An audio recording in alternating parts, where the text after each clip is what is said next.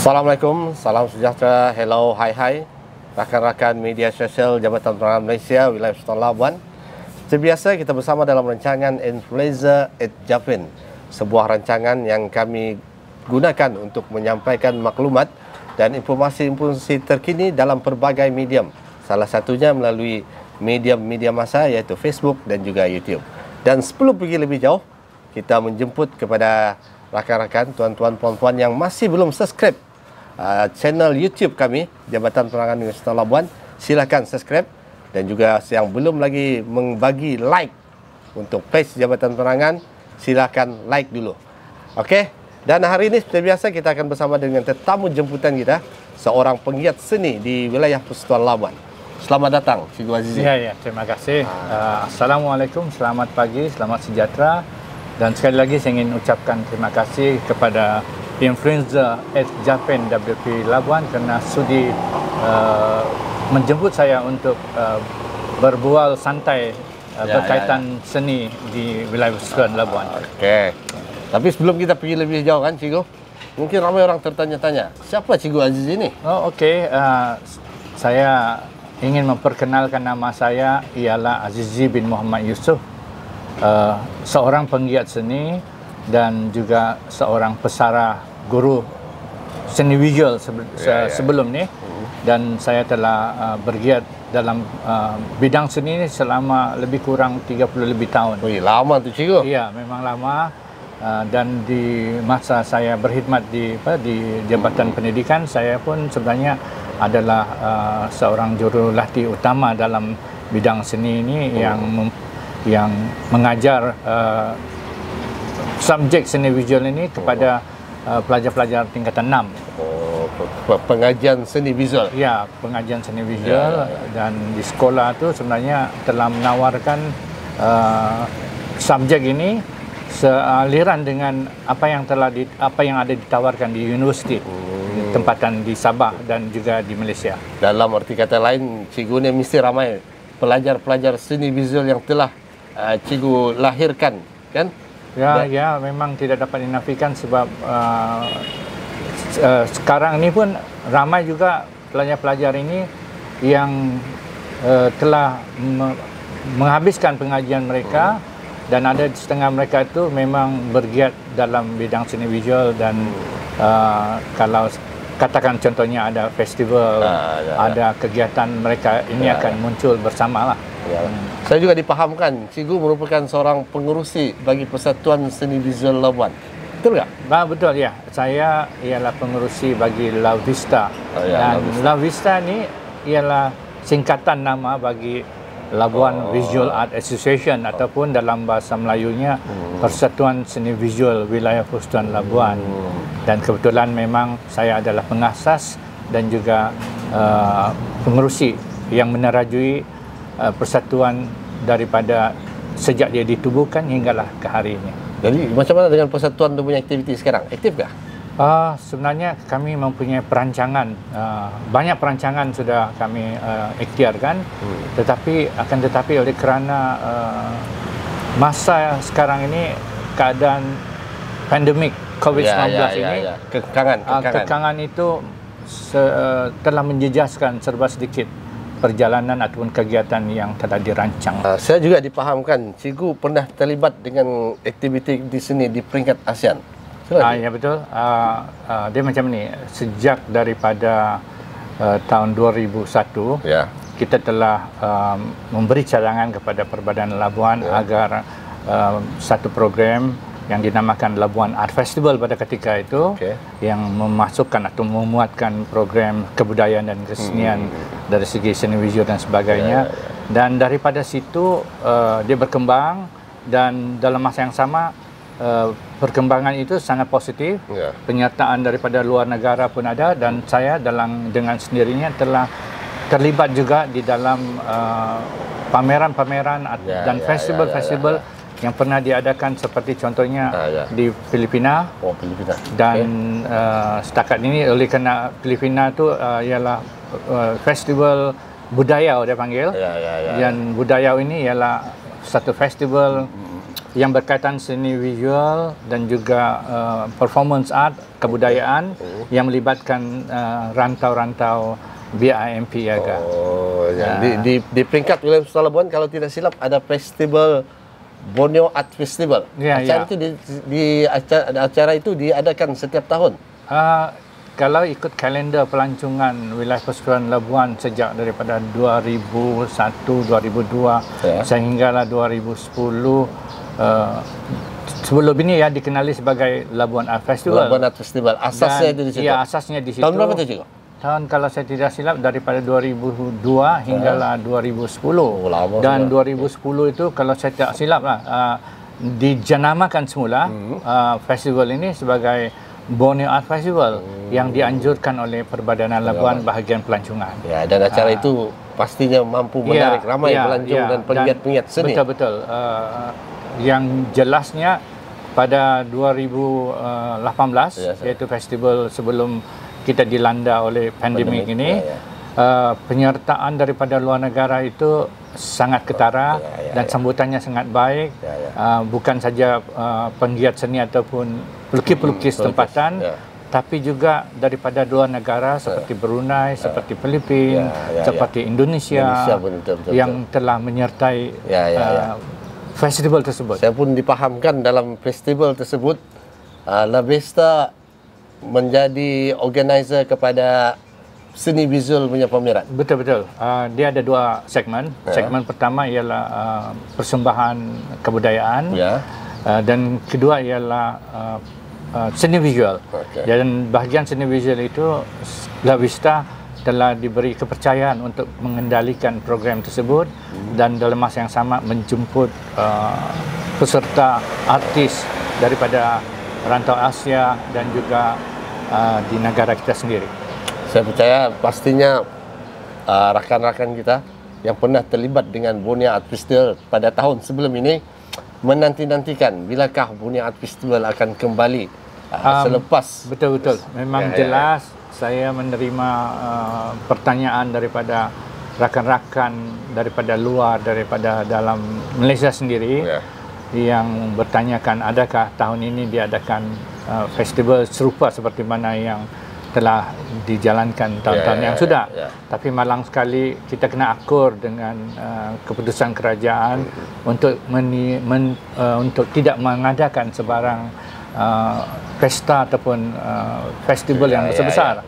Sebab ini akan kan menjejaskan keselamatan dan juga kesihatan penduduk. Betul.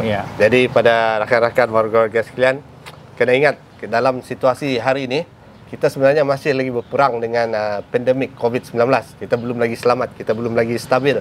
Dan kalau mengikut perangkaan ataupun statistik yang kita ikuti dari semasa ke semasa, pandemik ini sedang menyerang ataupun sedang meningkat di peringkat negeri Sabah. Jadi kita masih mengharapkan agar tuan-tuan, puan-puan, warga-warga sekalian, rakan-rakan, sahabat-sahabat sentiasa mematuhi SOP yang telah ditetapkan. Jaga jarak, pakai penutup hidung dan mulut. Jadi sebelum kita pergi lebih jauh lagi, selepas ini kita akan berbicara tentang bagaimana seni itu membentuk kehidupan dalam masyarakat. Jadi kita berhenti seketika, kembali selepas ini.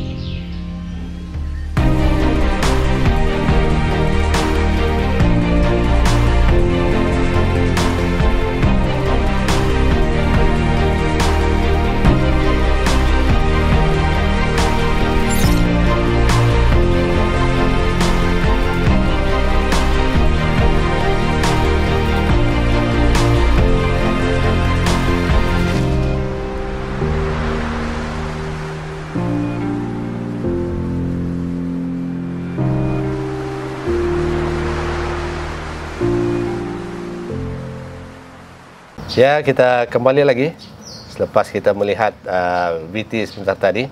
Dan sekarang cikgu, kita kembali kepada soalan yang lebih fokus kepada seni sebenarnya. Bagi cikgu, seni itu apa sebenarnya? Okey, sebelum saya mengulas lanjut tentang seni itu, dan apabila sebut saya seni, dalam minda seseorang itu ada pelbagai tanggapan. Contohnya ada orang yang akan fikir seni itu ada kaitannya dengan karya-karya seperti catatan yang berbingkai ataupun galeri-galeri dan yang apa saja yang berkaitan dengan intelektual dan sebagainya. Dan sebenarnya seni itu luas pengertiannya. Ya, betul. Dan maksudnya tu di sini kalau bagi saya, pendapat saya, sesuatu yang menyenangkan itu ataupun sesuatu yang cantik, sesuatu yang indah, sesuatu yang memberi kita nilai-nilai murni, sesuatu yang mempunyai nilai-nilai intelektual dan sebagainya. Apa saja benda itu boleh dikatakan seni. Contohnya ialah jarang orang terfikir pula bahawa seni itu hingga kalau kita fikirkan contohnya orang tua kita, nenek ataupun mak kita yang pandai menganyam tikar itu, menganyam tikar itu juga seni sebenarnya. Jadi betul. Sebab mungkin dia macam ni, mungkin oleh kerana orang tidak berapa sangat mau berfikir apa itu seni, jadi menganggap seni itu cuma sekadar seni lukis, seni catatan dan sebagainya. Jadi pemikiran seperti ini harus dibuka ruang lingkupnya lah. Dan definisi seni itu seperti mana yang saya katakan tadi, apa saja yang menyenangkan kita, sama ada dia secara visual, berbentuk visual, ataupun yang kita dengar, ataupun yang kita rasa, yang kita makan dan sebagainya, yang kita pakai, sepertinya pakaian, kenderaan, kereta dan sebagainya.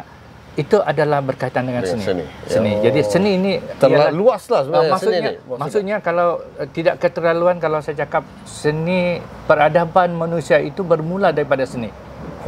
Maksudnya macam mana? Maksudnya macam ni. Bila zaman dulu orang tidak berpakaian contohnya. Ya, betul. Okey, orang mungkin menggunakan kulit kayu, kulit haiwan dan sebagainya. Tetapi bila manusia ini sudah naik tingkat peradabannya, mereka bentuk fashion. Ya, betul. Fashion pakaian, baju, seluar dan sebagainya. Maksudnya di situ peradaban itu sudah bermula bila seni mengangkat segala-galanya. Dan satu lagi kalau kita renung kembali, lukisan-lukisan lama di dalam gua-gua zaman batu, zaman ais, benda ini sudah wujud. Artinya seni itu wujud bersama manusia. Keterbandingan manusia itu. Betul. Manusia wujud, seni pun ada.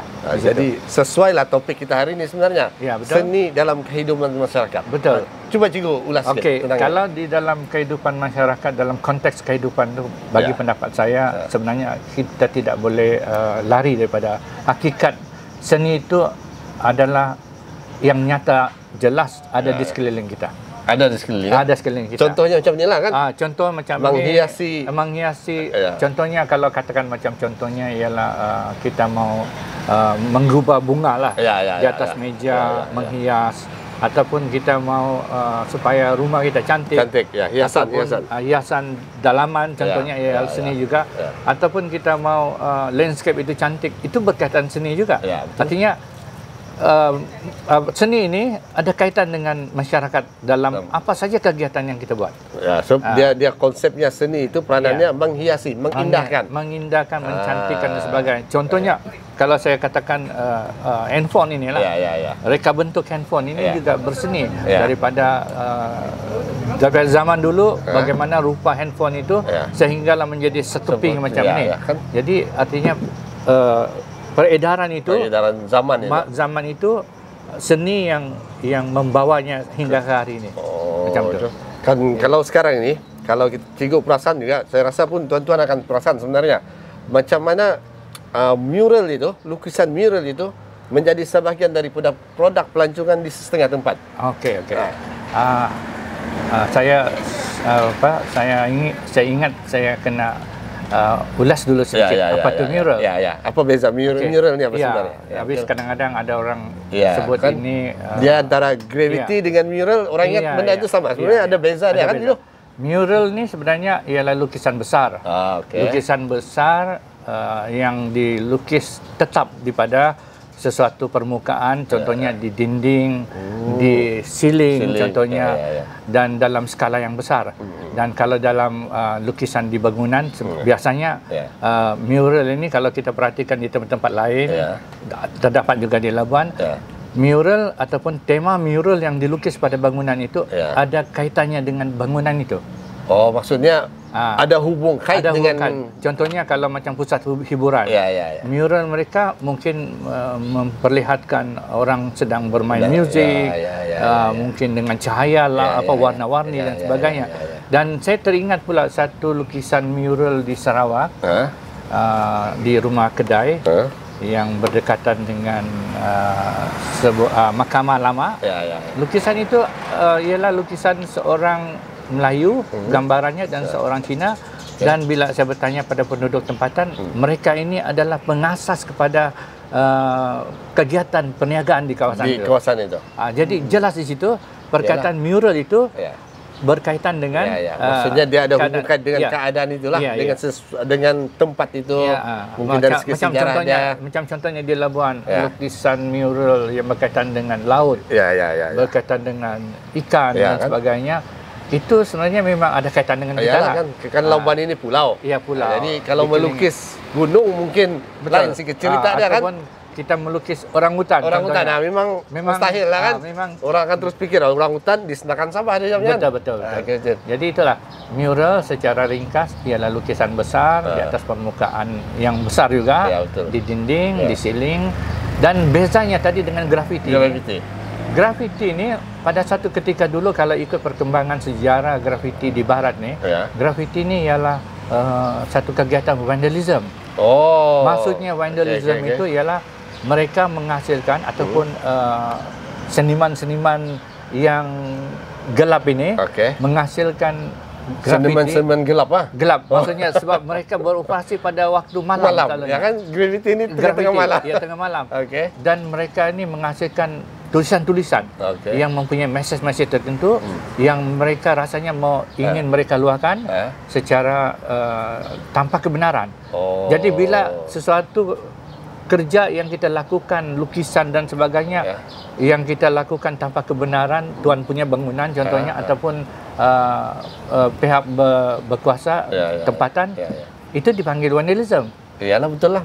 Kita macam mengotorkan keindahan dan itu. Dan satu lagi, antara grafiti dengan mural bertema, maksudnya bertema ada banyak lukisan, ilustrasi dan sebagainya.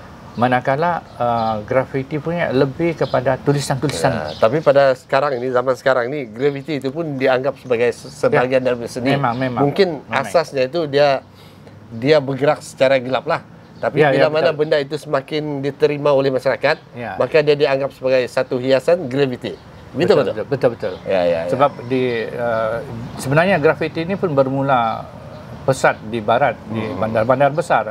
Maksudnya bandar ini sebenarnya memerlukan benda-benda seni sebenarnya.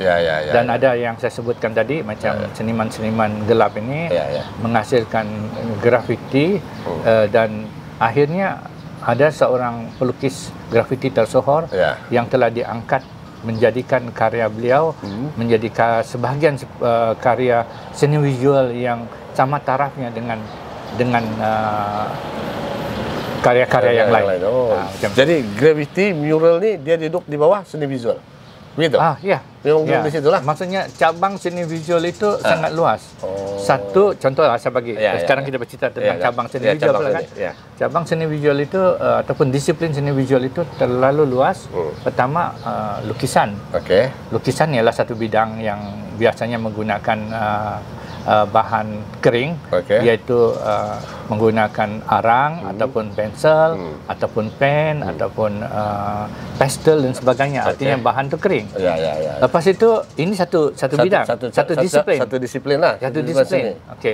Kemudian kalau catatan pula menggunakan media basah. Oh, catatannya apa sih maksudnya? Catannya ialah mungkin ramai yang catan ini ialah bila kita mencelup warna, sama ada cat itu ataupun cat warna tu ya warna air atau warna minyak dan sebagainya, dan kita sapu pada permukaan seperti canvas, dinding dan sebagainya, itu jadi catan.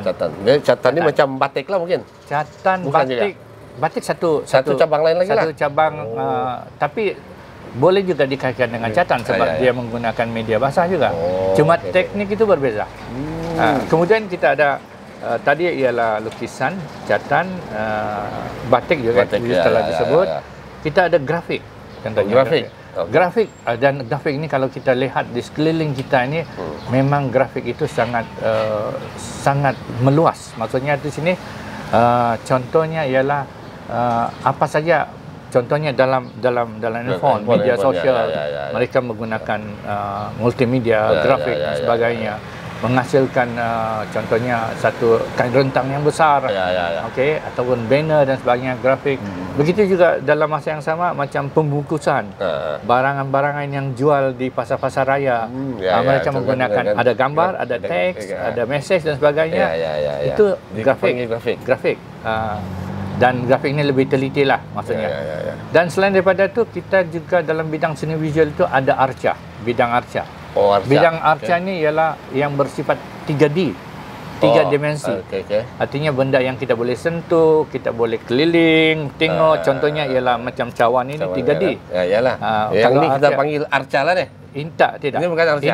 Ini dipanggil product design. Ataupun dipanggil applied design. Luas juga perbincangan kita ni. Tidak habis ni kalau sampai bisa panggil pun. Pelajar-pelajar yang ingin mempelajari seni itu terlalu banyak pilihan mereka sebenarnya. Okey, kita kembali selepas ini.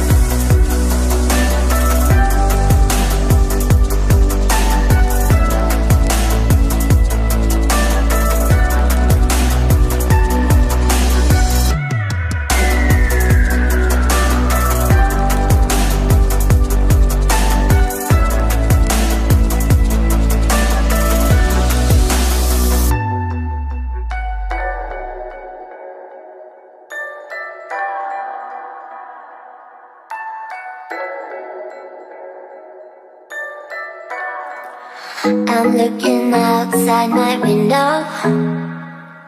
I try to see where my luck goes. I just don't know how it slips out. There must be some kind of plan.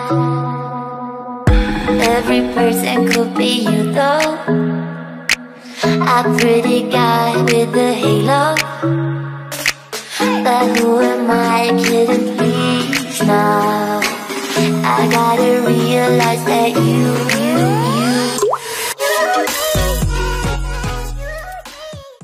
Okey, kita telah berbincang secara luas tentang cabang-cabang seni dan cikgu telah memperkenalkan cabang seni cantan, seni lukisan, arca dan sebagainya lah.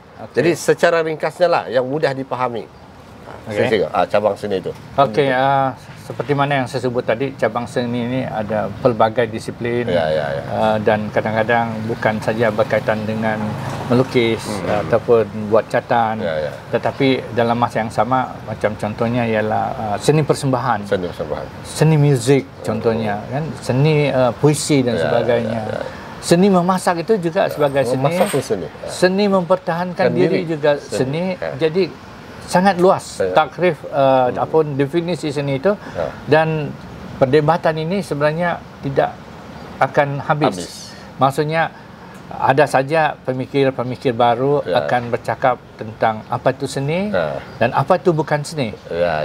Jadi benda ini sangat subjektif. Jadi secara ringkasnya saya ingat, kalau kita banyak membaca ataupun banyak mengikuti perkembangan seni itu, sebenarnya sangat bermanfaat agar kita dapat serba-serbi memahami serba sedikit apa itu seni sebenarnya. Dan seni itu satu lagi ialah terpulang kepada individu itu juga. Kadang-kadang contohnya lah, bila melihat sebuah karya, kalau katakan ada 3 orang melihat sebuah karya, memerhatikan sebuah karya, mungkin ada salah seorang cakap, ini apa nih, saya tak faham. Betul. Dan ada yang satu pun mungkin dia fikir, oh, ini sesuatu yang sangat menarik. Dan dia terasa kagum. Dan seorang lagi entah apa-apalah dia cakap, dua orang ini. Jadi pada saya hal-hal sedemikian adalah biasa. Dan ketiga-tiga mereka ini benar. Betul. Ketiga-tiga mereka benar. Jadi itulah, secara ringkas itu, seni itu kalau ikut pemahaman masing-masing sangat subjektif. Betul. Saya ingat juga menyambung yang cikgu cerita tadi itu kan. Saya ingat satu kata-kata lah daripada seorang tu, dia bagi tahu sebenarnya kehidupan seseorang itu dia bergantung kepada ilmu pengetahuan dia dan pengalaman dia. Betul. Jadi berdasarkan kepada yang 3 orang tadi itu, benda itu memang subjektif. Dia akan melihat sesuatu itu mungkin melalui ilmu dia, mungkin melalui pengalaman dia. Kan? Itulah subjek. Itulah tadi bila kita bercerita tentang dan apa itu seni secara... Saya mau tambah sikit, ada kongsi satu cerita sebenarnya. Sebenarnya saya ada juga kenalan ataupun sahabat-sahabat yang tidak belajar seni, tapi mereka belajar sains dan sebagainya. Dan bila kami bercakap-cakap hal-hal berkaitan seni, kawan ini kira satu inilah satu perkongsian. Kawan ini cakap dalam bahasa Inggris. Dia cakap, I don't understand art. Dia cakap begitu. And I don't like art. Dia cakap begitu kan. Tapi bila saya perhatikan dia ini seorang perempuan. Dari segi pakaiannya itu sangat berseni, maksudnya fashion terkini. Kemudian dalam masa yang sama, di bahagian muka itu ataupun bahagian bibir itu dicalit dengan warna-warna merah. Kemudian di pipi itu disapu dengan warna-warna yang menarik. Dan dalam hati saya, kalau dia bercakap dia tidak suka seni, tapi pada hakikatnya dia sedang melakukan. Dia melakukan terlibat dalam kegiatan seni ataupun itu. Dia mengaplikasikan seni itu pada dirinya. Ini yang tidak disedari sebenarnya. Betul. Okey, dan kita beralih kepada topik utama perbincangan kita dalam Influenza Japin pada pagi ini. Seni itu sebenarnya, bagaimana seni itu boleh merubah kehidupan masyarakat? Apa hubung kait ataupun peranan seni itu dalam masyarakat, kehidupan masyarakat? Okey, soalan ini mungkin agak sangat sukar sikit untuk dijelaskan. Walau bagaimanapun ingin saya kongsikan pengalaman saya. Sebenarnya seni visual ataupun kalau dulu-dulu ialah lukisan dan sebagainya, sudah mula diajar daripada darjah 1. Sehinggalah ke tingkatan 6. Dan sehinggalah ke peringkat universiti, peringkat kedoktoran dan sebagainya. Soalnya ialah kenapa subjek ini diajar daripada peringkat awal kanak-kanak sehinggalah dewasa? Kerana seni itu mempunyai nilai-nilai pendidikan dalam itu, nilai-nilai murni yang boleh membentuk jiwa Maksudnya kan orang yang mempunyai jiwa luhur itu mungkin adalah kerana didikan awal mereka ini untuk menghargai seni. Dan seperti mana yang saya sebut tadi, seni itu macam-macam. Menghargai seni itu contohnya menghargai barang-barang yang bernilai, yang cantik dan sebagainya. Jadi bila kita ada rasa penghargaan itu datang daripada hati yang luhur. Artinya belajar seni ataupun menerapkan nilai seni dalam kehidupan itu memungkinkan satu masyarakat yang berbudi, bahasa luhur, harmoni dan sebagainya. Sama seperti mana kalau warna itu dikatakan warna harmoni dan masyarakat itu harmoni. Mungkin seni itu juga sebenarnya boleh kita kaitkan dengan semangat patriotik. Betul kan? Semangat contoh bendera kita. Ya, bendera. Kenapa ada macam ni lah. Kenapa warna merah? Kenapa warna putih? Kenapa warna biru? Kenapa warna kuning? Dan tidak warna hijau atau benda lain? Sebab setiap warna ini melambangkan, mewakili, melambangkan ataupun simbolik pada sesuatu. Contohnya kalau merah, maksudnya ialah yang boleh menaikkan semangat, yang mempunyai semangat yang kental, keberanian dan sebagainya. Jadi secara tidak langsung, bila soalan itu diajukan kepada saya tadi, kita boleh kaitkan seni itu dalam pembentukan jiwa satu, pembentukan nilai-nilai murni, pembentukan moral dan sebagainya. Jadi sangat banyak sebenarnya. Satu lagi ialah seni di dalam masa yang sama adalah sebagai seni terapi dipanggil. Seni terapi. Terapi art itu biasanya kalau di negara-negara maju mereka akan menggalakkan orang-orang yang mengalami stres ini ataupun himpitan rasa dalaman itu yang dirawat maksudnya, mereka akan membuat aktiviti untuk menghasilkan seni. Sebab dia boleh sekurang-kurangnya sebagai terapi diri lah kan, terapi diri untuk meluahkan ekspresi dari mereka kan, perasaan dalaman itu. Jadi seni itu digunakan. Betul, jadi betul. Itu salah satu daripada fungsi seni dalam masyarakat. Dan selain daripada itu saya ingin menambah macam contohnya kalau macam yang saya sebutkan awal-awal tadi, pembungkusan. Bagaimana pakar-pakar bagian pereka bentuk dan juga designer dipanggil ni, mereka menghasilkan pembungkusan yang sangat cantik. Contohnya kita ambil contoh Maggi lah, Maggi Mi, dan disusun di rak-rak di pasar raya dan sebagainya. Adakah kita memilih jenama ataupun gambar, pengaruh gambar, pengaruh seninya yang ada pada itu? Jadi saya kalau kita tengok rata-rata akan terpikat bila gambarnya itu sangat cantik, menarik, tulisannya pun menarik, kemudian ilustrasinya ataupun hal-hal benda yang terdapat dalam gambar itu ada telur, ada ayam, ada sayur dan sebagainya. Sedangkan sebenarnya yang kita beli cuma mie dan perasa. Jadi artinya pengaruh daripada seni tadi adalah sebahagian daripada fungsi seni itu di dalam masyarakat. Seni itu boleh digunakan untuk memujuk, membuat pemasaran, marketing, ya kan? Seni itu boleh mempengaruhi. Dan baru-baru ini kalau kita ikuti perkembangan politik tanah air pun, seni itu digunakan di dalam penghasilan poster-poster. Betul. Jadi ini maksudnya antara fungsi yang saya sebutkan itu sangat banyak. Dia juga boleh digunakan di dalam pelbagai suasana sebenarnya. Dan rasanya generasi sekarang pun lebih mudah tertarik dengan visual ni berbanding dengan artikel, membaca dan sebagainya kan. So bila dia melihat lukisan ataupun graffiti, dia mudah cepat. Sebenarnya kalau kita kaji betul-betul, cara orang berfikir ialah bentuk gambar. Maksudnya kita berfikir secara pictorial dalam bahasa Inggeris. Saya fikir tidak ada orang akan berfikir secara ejaan ataupun tulisan. Kan macam ABC gitu kan. Ada ABC. Jadi kita gambar, gambar kita imajinasikan benda itu, artinya maksudnya di situlah maksud gambar dan sebagainya itu ada kaitan juga dengan seni dan sebagainya. Macam tadi pengaruh seni itu terhadap contohnya ialah penghasilan ataupun paparan ini saya lah. Kalau kita on paparan ini ada banyak ikon-ikon. Kemudian di dalam media sosial ada emoji-emoji yang pelbagai bentuknya.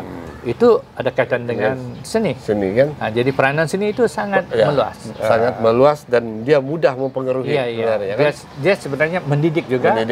Dia juga boleh jadi satu alat untuk memprovokasikan satu isu. Contohnya dalam masa yang sama dia juga boleh mengharmonikan keadaan. Contohnya mengenakan lukisan mural di perpustakaan contohnya. Baru-baru ini di perpustakaan Labuan mereka menganjurkan pertandingan mural dan penyertaan itu agak baik juga dan saya dijemput untuk melihat di sana dan bila atas pemberitahuan saya mural-mural ini sebenarnya yang terlibat di dalam pertandingan itu ialah anak-anak muda. Generasi muda lah. Generasi muda. Maksudnya di sini anak-anak muda ini sebenarnya memang sudah ada rasa kecintaan mereka dalam seni itu sebenarnya. Dan ini sangat positif, sangat baik. Jadi sebelum kita ke soalan seterusnya, mungkin Cikgu boleh buat penutup tentang peranan seni dalam masyarakat itu.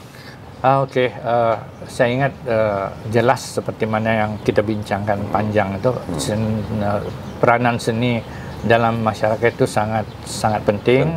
Maksudnya di sini pihak-pihak yang tertentu sebagai contohnya ini badan-badan kerajaan, pihak-pihak contohnya ialah seperti kalau di Labuan ini Perbadanan Labuan harus melihat bidang seni itu sebagai satu medium yang boleh digunakan di dalam pelbagai suasana ataupun situasi atau program. Contohnya seni Borneo Art Festival ialah seni untuk pelancongan. Dan apa yang telah ditunjukkan di dalam ataupun prestasi ataupun sambutan yang luar biasa itu adalah satu bukti ataupun satu manifestasi daripada seni itu untuk masyarakat. Ya, baiklah, kita kembali lagi dalam rancangan Influencer at Japin wilayah Persatuan Labuan. Dan seperti yang rakan-rakan sahabat-sahabat dapat saksikan sekarang di meja ini terdapat beberapa keping gambar ataupun foto-foto yang dihasilkan sendiri oleh tetamu kita Cikgu Azizi Muhammad Yusuf. Jadi Cikgu mungkin boleh diceritakan sedikit tentang apa sebenarnya gambar-gambarnya, apa maksudnya? Jadi yang di sini nih ada dua gambar. Sebenarnya di belakang ini pun ada banyak gambar. Kalau nanti rakan-rakan sahabat-sahabat yang ingin menyaksikan karya ini boleh datang ke sini ke Kevin Cafe Dataran Labuan. Jadi sambung sama-sama. Yang ini gambar ini kalau kita perhatikan ini ialah gazebo. Gazebo ni kalau saya mau bertanya dulu. Rasa-rasanya di mana gazebo ni? Gazebo ni yang pastinya dia di kawasan yang ada hutan-hutan, ada pokok-pokok. Tapi lokasi sebenarnya tidak pastilah. Mungkin di Labuan, mungkin juga bukan di Pulau Labuan. Ini ialah gazebo yang terdapat di Pulau Papan. Pulau Papan. Pulau Papan. Dan kebetulan satu waktu dulu saya pergi ke sana dan saya menangkap gambar ini atau mengambil gambar ini, merakam gambar ini. Dan selesai saya buat rakaman itu, saya membuat pula menggubahnya di dalam komputer dengan menggunakan perisian-perisian yang berkaitan.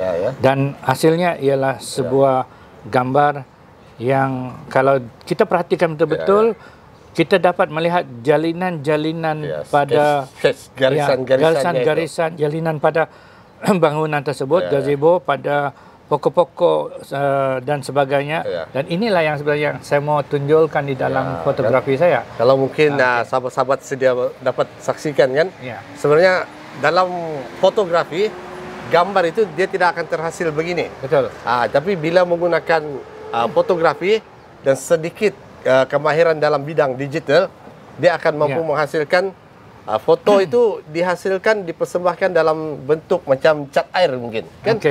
Dia macam ni. Kadang-kadang dia bagi saya, saya melihat dari sudut pandangan saya sendiri pada sesuatu objek. Walaupun mungkin bila kita menangkap gambar dan merakamkan sebuah gambar sebuah pokok, tetapi di dalam masa yang sama pemerhatian ataupun tanggapan saya itu berbeza daripada gambar-gambar konvensional yang maksudnya ambil gambar dan keluar gambar. Tapi saya mau membawa audiens ataupun penggemar gambar-gambar ni kepada satu cara penghasilan yang berseni lah, maksudnya dia lebih artistik. Kemudian warna itu kalau kita perhatikan memang kalau secara nyata warna itu tidak sama dengan ini. Tetapi di dalam masa yang sama kalau kita buat kajian warna, sebenarnya warna-warna yang ditonjolkan dalam gambar ini ada pada objek-objek itu. Oh, maksudnya juga boleh diberi penerangan tentang warna itu. Macam mana warna itu boleh ditunjulkan? Okey, maksudnya tu di dalam warna tu kalau sekadar contohnya warna hijau yang kita nampak ataupun kita lukis itu hanya hijau lah kalau katakan di lukis-lukisan biasa warna hijau. Sebagai contohnya macam ni lah. Ini ialah alam semula jadi, sebuah hutan, ada seorang pengembara di situ. Sebenarnya warna-warna pada daun-daun itu bukan sekadar warna coklat ataupun brown dalam bahasa Inggerisnya, tetapi kalau kita perhatikan lebih dekat ada warna kuning, ada warna kelabu dan sebagainya. Kalau betul jadi, macam kita saksikan gambar ni kan, sebenarnya warna kuning itu yang menyerlahkan hasil karya ini sebenarnya. Walaupun secara asasnya itu dalam warna hijau itu, hijau pokok itu pun ada warna kuning, ada warna merah dan sebagainya. Itu atas pemerhatian kita lah. Dan saya ingin merakamkan sesuatu daripada perspektif saya. Maksudnya setiap orang mempunyai persepsi ataupun pandangan pada sesuatu benda. Sama juga seorang pelukis yang menghasilkan karya-karya abstrak contohnya. Mereka juga meluahkan ekspresi mereka untuk dikongsikan kepada audiens daripada perspektif pandangan mereka terhadap sesuatu benda. Contohnya betul, macam Picasso menghasilkan cubism, orang dilukiskan berbentuk segi-segi dan sebagainya. Itu ialah daripada perspektif pandangan dan juga mungkin apa yang beliau fikirkan harus dikongsikan dengan audiens sebagainya. Mengikut persepsi dia lah, perspektif dia. Artinya seniman itu tidak harus terikut-ikut dengan cakap orang. Ya, betul. Dia mesti menghasilkan karya berdasarkan intuitifnya sendiri. Kita kembali kepada keluhuran itu kan. Betul. Seni itu satu yang luhur, yang indah. Yang lahir dari dalam diri pengkarya itu sendiri. Saya setuju yang. Dan kalau lihat kan satu benda yang unik ya, tuan-tuan dan puan-puan. Kalau lihat pada karya-karya ini, sebenarnya benda ini dihasilkan dengan medium foto. Foto dan kita boleh istilahkan sebagai fotografi lah. Tapi bila dihasilkan oleh seorang yang mempunyai ilmu dalam bidang seni, kita tidak akan nampak gambar itu dalam bentuk foto. Tapi dipersembahkan dalam bentuk mungkin ini kita boleh panggil dia macam ni. Kalau saya tidak keterlaluan untuk cakap. Style ini ataupun gaya ini lebih kepada gaya post-impressionisme. Post-impressionisme. Maksudnya saya sebut pun tidak betul, tuan. Post-impressionisme. Ini orang seni yang pada sebut ni. Macam karya-karya yang dihasilkan oleh pelukis-pelukis yang terkenal, tapi saya tidaklah terkenal macam itu. Contohnya tapi terkenal lah di Labuan kan? Di Labuan mungkin kawan-kawan. Macam contohnya lukisan Van Gogh. Vincent Van Gogh menghasilkan karya lukisan yang jelas nampak garisan-garisan dan sebagainya, apa semua teksturnya dan warnanya berbeza daripada lukisan-lukisan yang seangkatan dengan beliau pada ketika itu. Dan saya bukan mau meniru, tapi saya mendapat ilham daripada situ. Betul. Sebenarnya di dalam apapun seni yang kita ceburi, contohnya sama ada kita mau melukis, kita mau berkarya dengan catatan atau berfotografi, kita harus ada satu rujukan. Betul. Supaya rujukan itu akan memberi kita lebih banyak inspirasi maksudnya. Macam yang kita bincangkan sebentar tadilah di awal perbincangan kita itu, sebenarnya seni ini sudah bermula sekian lama. Betul. Jadi sebagai orang yang ada di zaman ini, kita boleh merujuk karya-karya yang sebelum ini sebagai rujukan untuk menghasilkan karya yang apa kita buat nih kan sebenarnya. Dia tidak bukan menjadi satu kesilapan. Macam saya setuju sangat dengan itu. Dan saya rasa istilah yang paling sesuai ialah contemporary. Maksudnya apa yang kita rujuk kemarin masih lagi kita bawa hari ini dan kita persembahkan hari ini, dan dia juga maksudnya telah diolah dengan pelbagai teknik cara, dan dalam masa yang sama boleh dibawa ke depan. Artinya daripada sesuai kemarin dengan keadaan masa itu kan, daripada kemarin dan konteks hari ini, dan juga boleh dirujuk ataupun dibawa sebagai kajian dan sebagainya di masa depan. Itu maksudnya contemporary. Mungkin yang satu lagi nih Cikgu, apa nih? Ini agak menarik. Sebenarnya kalau secara asas saya biasa melihat lukisan ini ataupun gambar inilah. Image ini sebenarnya satu image yang popular. Betul. Kan mungkin Cikgu boleh ceritakan dah. Ini hasil daripada karya Edward Munch, seorang pelukis yang tersohor juga. Dan dalam masa yang sama tajuknya ialah The Scream. The Scream. Dan ketakutan. Ketakutan, The Scream ataupun menjerit dan sebagainya. Dan apa-apa yang berkaitan dengan Scream itu kita boleh terjemahkan dalam pelbagai tafsiran sendiri. Dan di sini kalau dilihat di sana jelas figura ini saya tambah dengan pemakaian mask. Topeng kan, topeng pelitup muka. Pelitup muka. Sebenarnya alasannya ialah kerana dalam konteks hari ini, kita kena pakai ini, dan dalam masa yang sama ketakutan itu ataupun the scream itu ada pada diri pada setiap orang. Dan saya ubah suai sedikit, dan ini bukan karya saya sebenarnya, ini karya Edward Munch. Jadi yang ini sebagai satu ingatan, maksudnya pesanan, ingatan dalam masa yang sama.